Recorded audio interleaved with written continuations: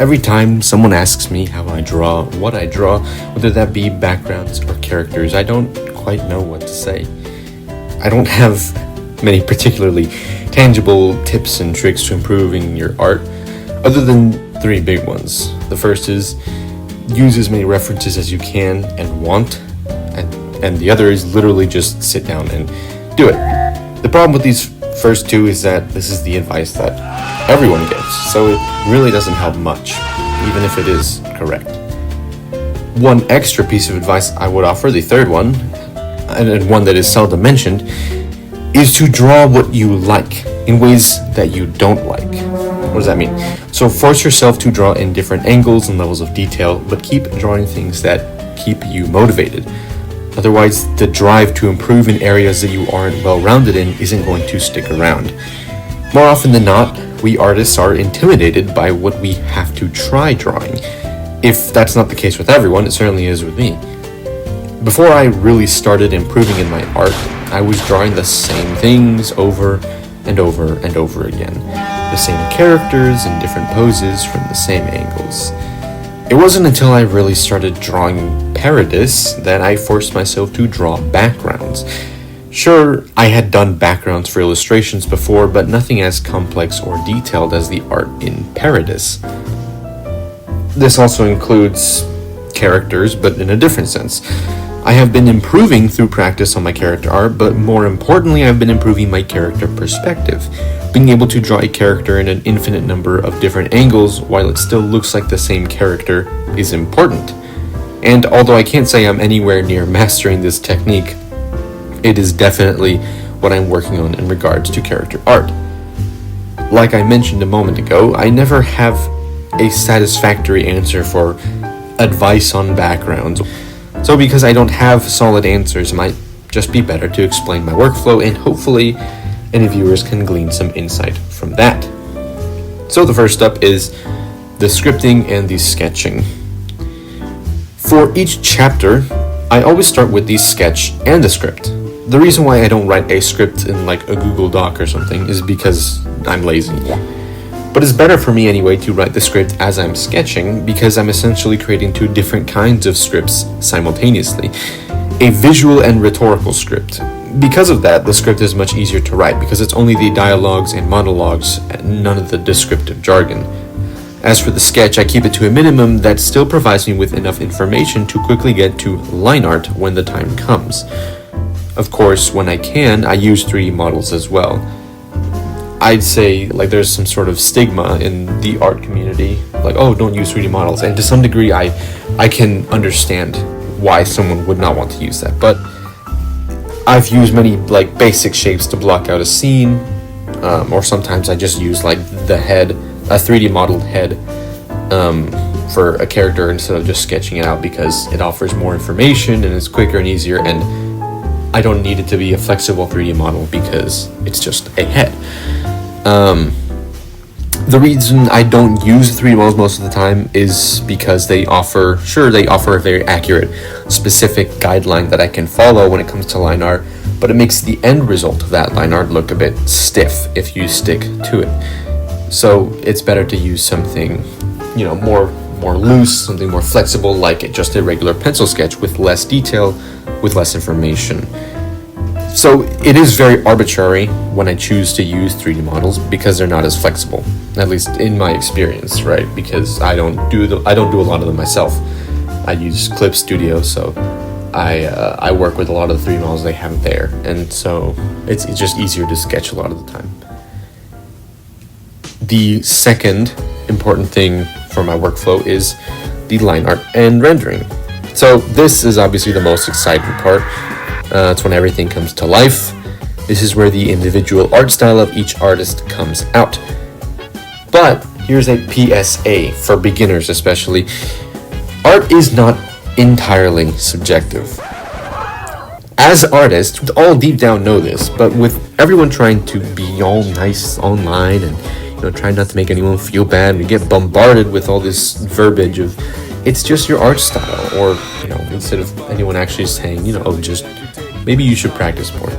If you want your art to look ugly like a Meat Canyon cartoon or something, or strikingly beautiful like the work of Yone Yamamai, there are right and wrong ways to do either one of these things, especially in manga. I lean towards the latter. I enjoy drawing things, people, and places that look beautiful, but am no less delighted to draw ugly, disgusting monsters. Either way, my art style, generally speaking, boils down to a few things. So, what my art style consists of is, the first, obviously, is a brush. I use a fountain pen-like brush. This is the pen I use essentially for all my line art. It adds a little more variety to the line value than a regular G pen because of the angles. And this pen actually came with a set of hairbrushes I found on the ClipStudio Assets website, and I quite regularly use the other brushes in the set for hair. The second facet of my art style is background screen toning. So generally speaking, I don't use screen toning for characters. I focus on just the line art, and all the shading is done with the pen as well. It's done in hatching. This, of course, is purely a preference of mine. However, this is a preference derived from reading professional manga. In many cases, screen toning is used to shade a character, but most of the time there's minimal shading done on a character, especially their face. The same reason backgrounds are blurred in photography and cinematography applies here. The backgrounds of a manga aren't normally blurred, so there has to be another way to focus on the characters.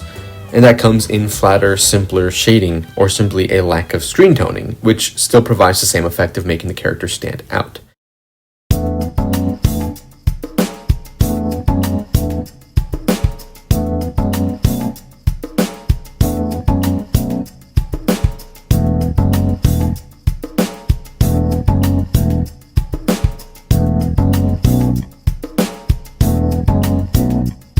For the backgrounds, of course, screen toning is highly useful since it easily creates the illusion of detail without much work on the part of the artist. I still try and add as much detail as I can to a background before screen toning it so that, the details are more to my preference. I have more control over the details instead of leaving it up to the illusion of the screen tone. And I often use lots of different kinds of brushes with assets to achieve the details that I want. So even then, even if it's not screen toning, I'm still using tools that isn't just a pen, like things like leaf brushes, grass brushes, like little droplet sprays, and noise brushes. Those are all among my most used texture brushes. Otherwise, it's all good old hatching and lines. The final and third part of my art style is in the characters themselves, in what I like to call flexible realism. So stylistically, a manga could be anything from One Piece Can we get much higher? So high to The Climber. But the YouTube and Pinterest tutorials aren't kidding when they say you need to study anatomy and perspective before your art looks professional. This is the same hurdle I'm going through, especially with perspective. Regardless, these fundamentals help shape anyone's art style. You have to learn the rules before you can break them effectively. I myself tend to lean slightly more to a realistic art style, but I maintain enough flexibility in it that I can draw both silly and intense expressions all the same. To get down to the nitty-gritty, I like to draw the tear ducts and the pink gaps of skin between the lower lashes and the eye whites. Additionally, I always keep the hair and bangs they always go above the eyebrows and the eyes. You don't see the outlines of the eyes or the eyebrows underneath the hair. It always goes on top. And that deviates from a lot of what typical, manga and anime art style does. A lot of the time, they keep it, more cartoonish, more 2D, so you can see the lashes underneath the hair.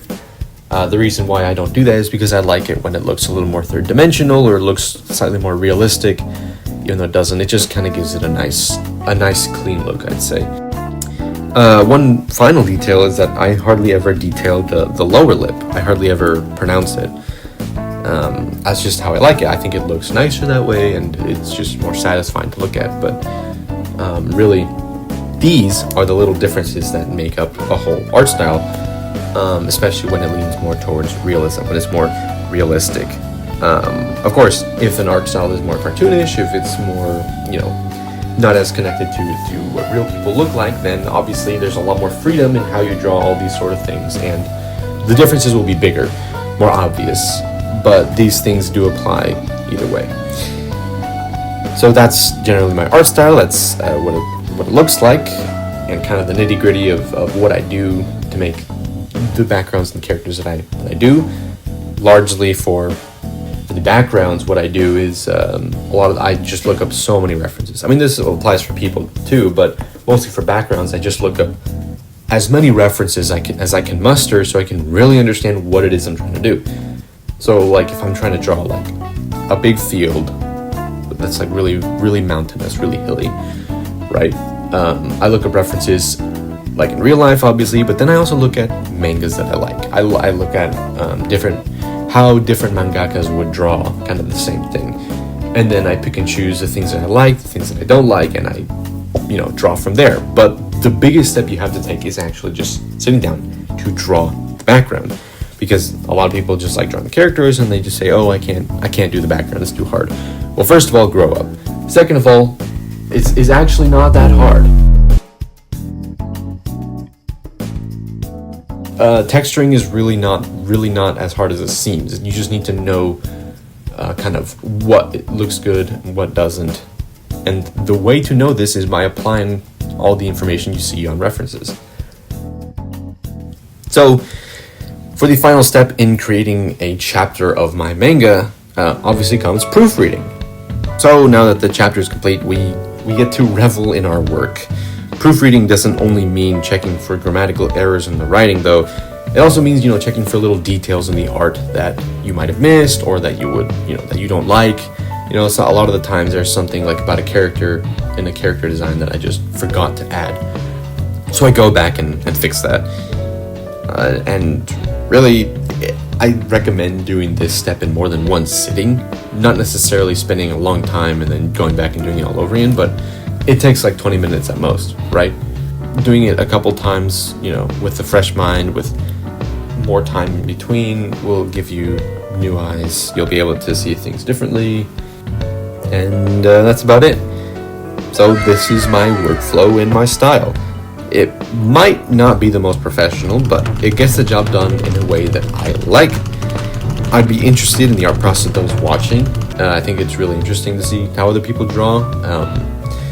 And if you got any tips of your own, or if you have any video ideas for me to talk about, feel free to let me know, or you could just roast me. Either way, I hope this helped, even if just a little bit. I hope that you're able to kind of understand what it takes to gain the art that I have in my manga, and hopefully, take something from that and achieve the look that you want for your manga. And that's about it.